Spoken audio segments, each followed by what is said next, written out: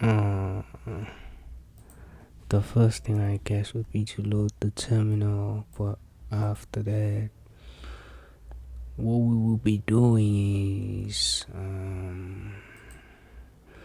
hey, how about we just save that and not worry about what changes we just made? Sure, that won't hurt us in the future, but yeah, we're gonna look around what happens in the code side of things. So I don't know where to start really. I guess I should start over here on the landing page. So there shouldn't be much in here. I guess we fetch the user profile to check if the user's logged in or not. And we have a header where we store the main details for everybody. And then we have three things on the main page. We have the location information, and that's just HTML code.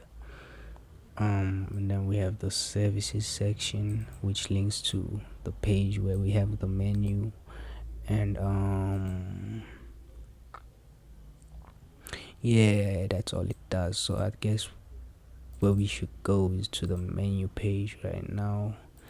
This is where that will take you over here. And I should make this faster because it would last a whole lot longer if I took my time. But so we have the services page where we check if there's a profile to check whether we should show a select service button or not, because we don't want anybody, just people we don't know, just making appointments. You should make an account first, of course, so we can get your name and details and stuff, so we can send you receipts. But what is in this page is handling. The most important thing is the handle add to cart function, which handles that the cart is added. And mostly we use what I want to show you is the insert. I guess, yeah, this is the insert. We insert into the cart items table of our database. That's a different place. That's on the back end side. That's on our server. That's where we store information. This is where we store logic and functions. This is where we write code. But where we store information is on the database. That's a different place. And on the database is where we are putting information about what service was selected and stuff like that. Let me one more page we might have fun looking at is the appointments page. Here is where you make an appointment. We check if that appointment is available for scheduling, and then we can set it that way if it's available. Clerks are obviously not allowed to make appointments, they just confirm appointments, and then the clerk is the actual administrator who works in the shop. What's here?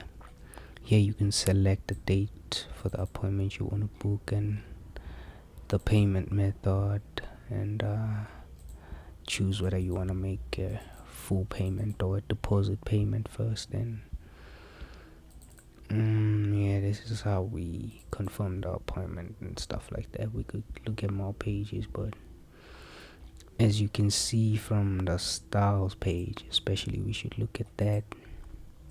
I have a custom button which I haven't used in a while, and I have a custom background, this one right here, which I haven't used in a while because I'm not trying to style the page. But I have this class effect thing here, and I have some styles, but I don't have a lot. This is just standard basic things that come with the page. But yeah, I really need help on this side.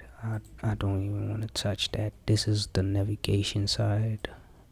Well, I guess my purpose here is to just show you how the page, the code connects to the what you see on the front.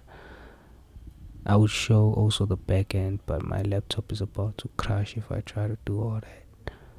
Let me see if I could actually, yeah, if I manage my CPU, I could open my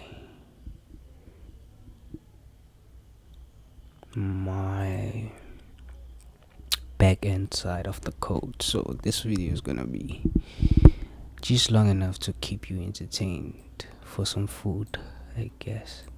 I should put it on YouTube, I guess. Definitely do that. Definitely do that. We will look at the database first. Look at the whole thing. Yabona ke manje. Sisicabene. Hawu, sacabanga out of the blue. Okay. If we're gonna have to handle that. Yeah, don't worry about that. Don't worry about that. We got clients. Let me see. This is I'm just trying to set it up so I can talk about it.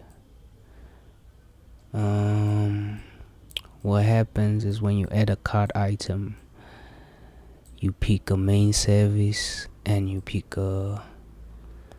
what else you'd like to have with that service, and we start at here, and that is saved as the cart item with all those details, these three. And then with your kite item, you can take that and make an appointment. And when you make an appointment, you add a time to it and a payment method to it. And with that, I can take your appointment, confirm it to make a receipt, and yeah, that's pretty much how it works on the back end, which is save all the information here. Even the user profile goes over here. And if we see on the tables, these are all the tables we have, and you can check the cart items we've already created, the appointments we have. You can see here that all the appointments have been confirmed, so there's no pending appointments on the database or on our whole project, I guess, on our whole website thingy. And we can see the receipts here. There should be no remaining due. We'll fix that. Something is wrong. If there's a remaining due, that means there's a pending appointment. We can see that it is still, however, not paid, so there should be a pending appointment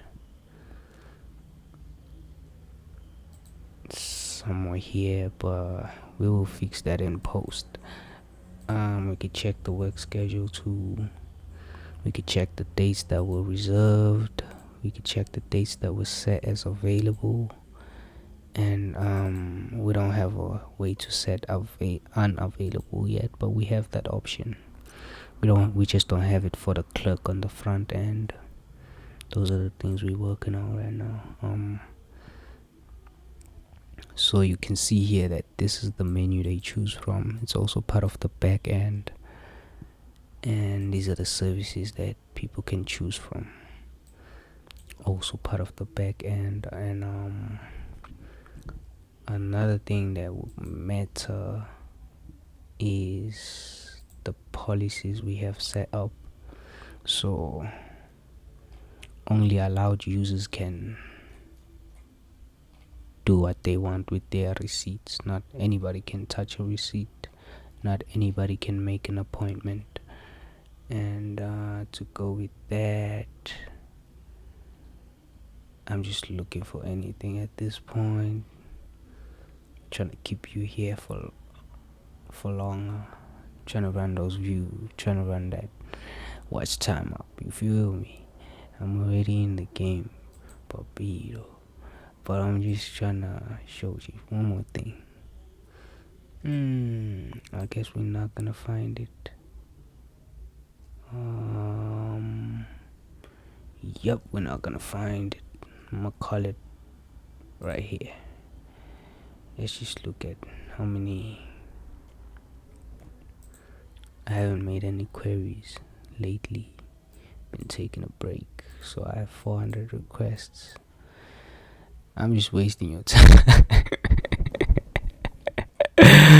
Yeah, but I've made 50 accounts, I guess, and I've made like 400 requests to the database. So there's not much in it because I've been deleting shit, but